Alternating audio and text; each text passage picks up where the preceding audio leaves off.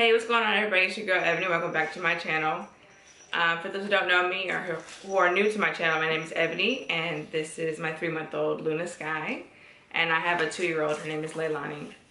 So in this video, I will be talking about just more in-depth details on my labor. For those who haven't seen my labor and delivery video, I'll put that in the description below. So she is 3 months, so it has been 3 months since I gave birth to her at home. I had an unassisted home birth, and I meant to get this video out. I just really been just not thinking about doing it. I've just been living my life, taking care of her and my other daughter. So I finally wanted to get this out and talk to you guys about why I chose to have a home birth. Not necessarily an unassisted home birth, but a home birth. And I'll get into that later on. So I've got notes so I don't forget what I'm talking about. First off, why I wanted to have a home birth. With my first, I had a C-section, an emergency C-section, which was not planned. I wanted to have a home birth as well. Things kind of fell through. I couldn't find a midwife in time, and I ended up just having her at the hospital. Now, I did not want a C-section. That just, it kind of happened. I don't want to get into that because I do have another video on my birth with her. So with going through an emergency C-section with my first, I wanted to make sure that with this birth, I wanted everything to go how I want it to go. And which is basically what happened. Everything that happened with her is basically how I wanted it to go, for the most part. So I went to normal doctor's visits, just get like the first ultrasound and to find out that I am pregnant or whatever. I did research to look for a midwife. The ones that I found in my area didn't take my insurance, or I had to make payments, and I can't afford that. So I ended up just continuously going to normal doctor's visits, and with and in mind that I already knew that I was going to have a home birth regardless. So while I was going to these doctor's visits, don't mind my animals. While I was going to these doctor's visits, the doctor that I had, which is a different doctor than my first, I did not want to go back there, personal reasons. But so with this new doctor, he was trying to convince me, which was not going to happen, that I should get another C-section because I already had one. Now, I don't talk down or look down on other moms who decide to have another C-section. That is your preference. And my preference is that I wanted to have a natural birth and no medication or anything like that. I wanted to do this on my own, pretty much. And I didn't want to be forced to do something I did not want to do. He was really straightforward on, well, we'll just schedule another C-section and da-da-da. And I'm like, that might be good for you and you get paid more, but I don't want you cutting me open. I already went through that. We're not doing that this time. So I have made that very clear from the start that I was not getting a C-section. I never mentioned I was going to have a home birth. I never mentioned that to him at all. So around 36 weeks, I went to my last appointment and I stopped going. I actually told them to print out all my information so I could stop going and do what I wanted from 36 weeks up until I had her. And I had her the day before my due date. So my next bullet point is why I had an unassisted home birth. And I kind of did talk about that. I didn't plan on having an unassisted birth. I just couldn't either afford it, or certain midwives didn't take my insurance. So I just happened to have an unassisted home birth. But my mom was there, my husband, and my 2-year-old. So technically it wasn't unassisted, but medically it was unassisted. So yeah.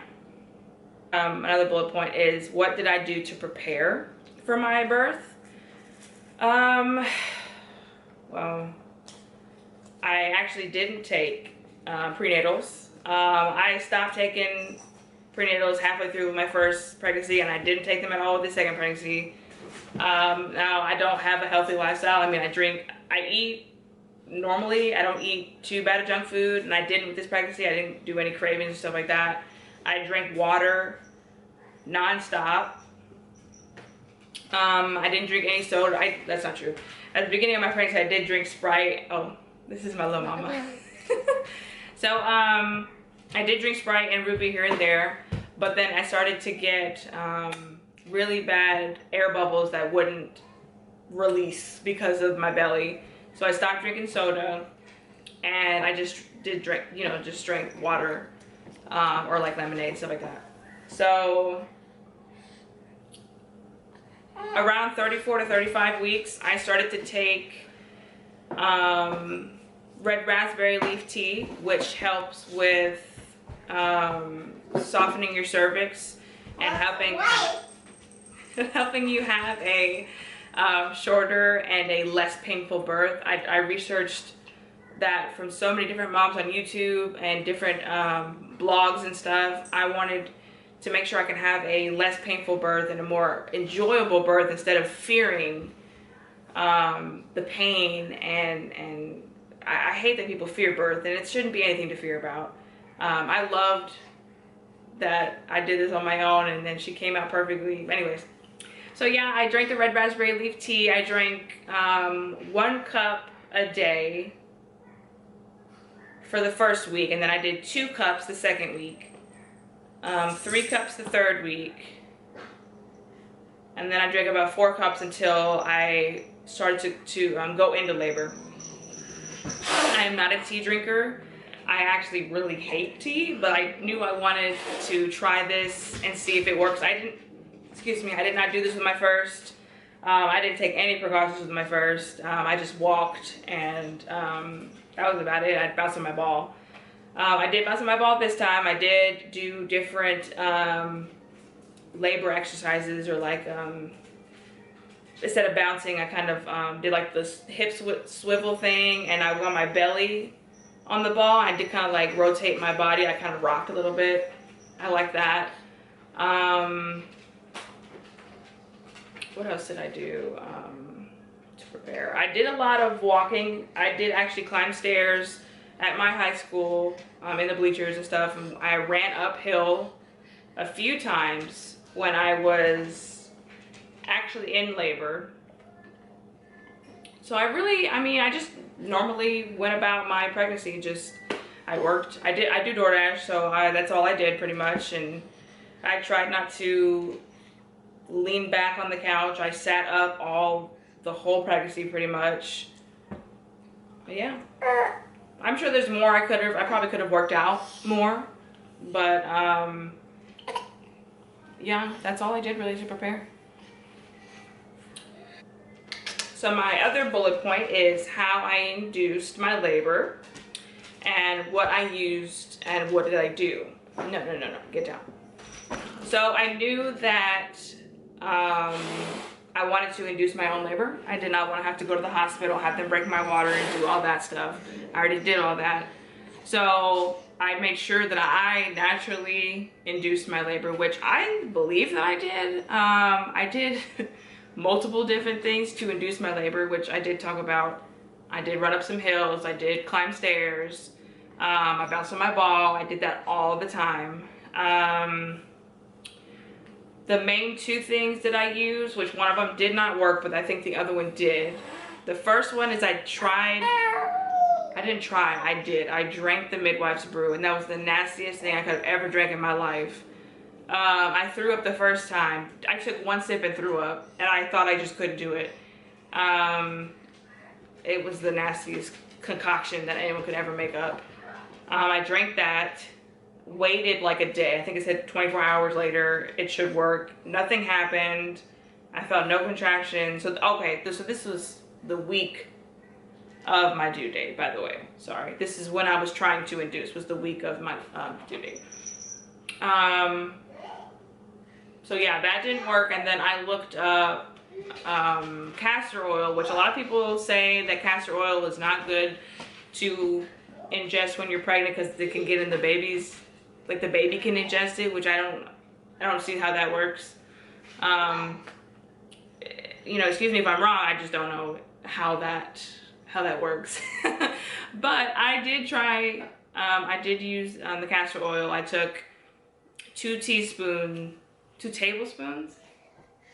It's either a teaspoon or a tablespoon. So I took 1 in the morning and then like 1 in the evening. I didn't take like a whole crap ton at once because that, you know, will make you poop and it'll either make you throw up. That did not happen for me. I took a little bit in the morning and a little bit at night. So I did that. Next day after I took the castor oil, I started to feel contractions. But it wasn't until, stop. It wasn't until the following day was when I started to actually, so my contractions didn't come consistently until 2:30 in the morning on the 11th. So it has to have been 11th because I had her on the 12th. Yeah. So I believe that the castor oil is what made me go into labor, because right after the castor oil, the next day was when I started to feel the contractions. So, yeah. So on the 11th, which was 2:30 in the morning, we blew up the tub. I bought a tub, we put it in my living room. We blew that up, and we couldn't hook up our water to my washer. We couldn't unscrew the hose for my washer, so we just had to dump water into the tub. And there's a couple things that I wish I would have done differently in my labor. Was I did not eat or drink. That's not true. I drank water, I did sips, and then I snacked. I didn't eat like I should have. Sorry, I had to go get my daughter some water. So anyways, during my labor, I didn't drink or eat like I should have, and I actually had a stalled labor. So I would have had her on the 11th, but because I didn't eat or drink during my contractions, during my labor, my contractions actually stopped coming. So like 5 or 6 o'clock that night, I just stopped getting them. And I was completely upset. And I was, you know, I was just in the groove. I was like, okay, I'm going through these contractions and they're getting intense. And they just stopped coming. I know it was because I stopped drinking and I stopped eating. With my first, you know, I got induced, so I was not allowed to eat or drink. And I had that mentality that I couldn't eat or drink during labor, which is not true. You can eat a normal meal, you know what I mean? So anyways, I went to bed. So this is the 11th. I went to bed, and so like 9 o'clock. 11 o'clock at night, I started to get the contractions again, thank God. So I believe I ate that night. So I started to get my contractions again. And so I was up the whole night with contractions that were like every couple of minutes. It wasn't consistent, but it was like almost back to back. I didn't end up having her until 10:20 that night. So I was going through contractions again all day, like the 11th.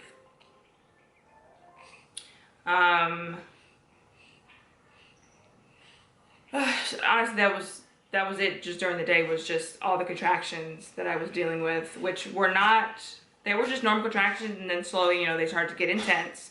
And then about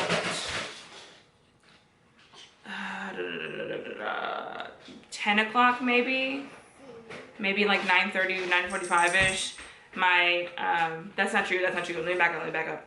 So during the day on the 12th, I ate cereal, and I threw up right after I got done eating my cereal. I threw up so bad, and I'm not sure why. And I remember that when I threw up, because it was, why should you just turn my light off?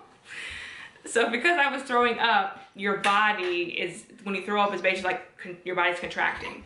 So because of that, a little bit of my mucus plug fell out, which I was so happy about. I was like, okay, we're progressing. You know, things are gonna happen today. I can feel it. So that was a good sign for me. And then, so fast forward to about 9:30, 9:45-ish.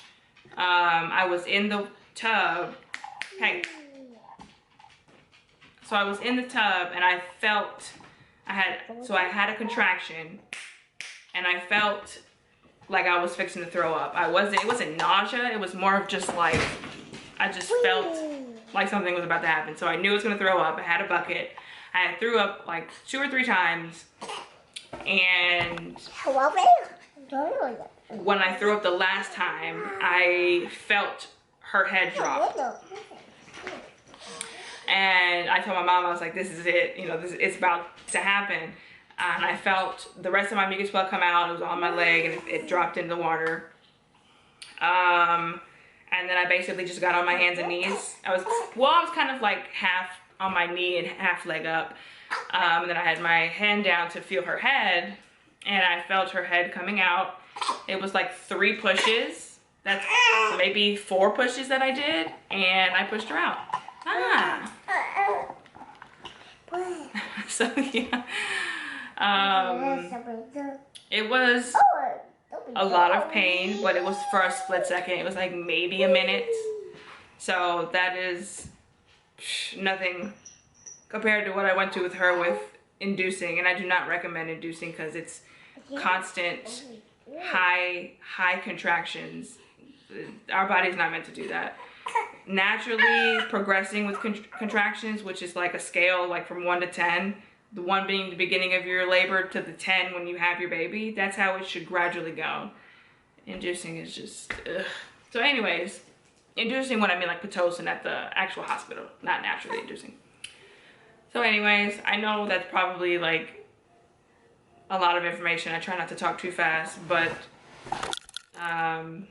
that was my labor, and I was so happy to get it on camera. And thank you for my mom for recording, because my camera actually stopped recording.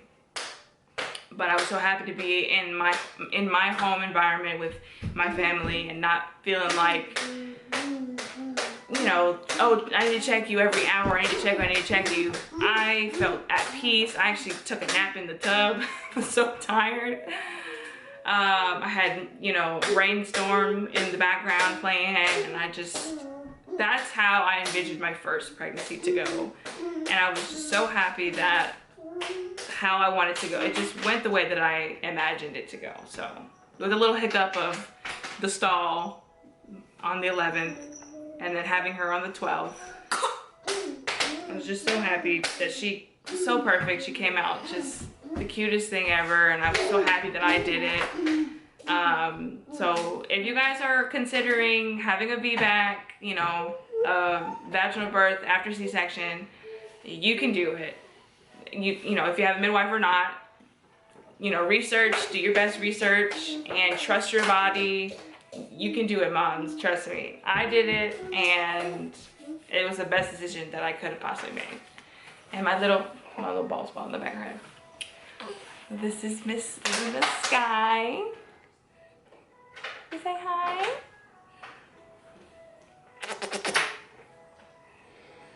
Come here, mama. Come here. You want to get in the camera? Come here. Come here. You want to say hi? Come here. Come here, baby. Look, look, look. So this is my other baby. Leilani, look. Say hi. These are my babies. This is Leilani and this is Luna. She's honestly a good big sister. She is so gentle with her. She'll kiss on her little head and she'll pat her, and then she'll like lean over and hug her. She's a good big sister. So yeah, they're 2 years apart. So Leilani's birthday is August 27th and hers is August 12th. So they're almost 2 years apart, just by 2 weeks. It was not planned that way, by the way. Alrighty, well that's it for this video. I'm glad I was able to get this out. If you guys have any questions, just feel free to put them in the comments below. And yeah, I guess I'll see you guys in the next video. Bye.